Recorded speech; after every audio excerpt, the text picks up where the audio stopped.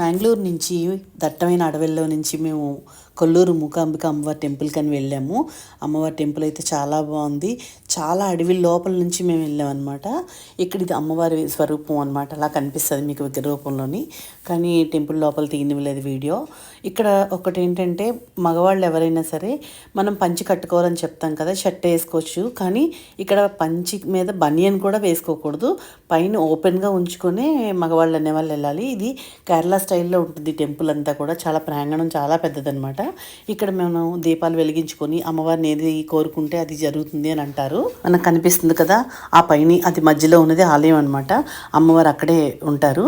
ఇక్కడ దీపస్తంభం పక్కనే గంట స్తంభం రెండు కూడా ఉంటాయి. ఈ టెంపుల్ చాలా చాలా బాగుందండి, చాలా ఆధ్యాత్మికంగా కూడా ఉంది.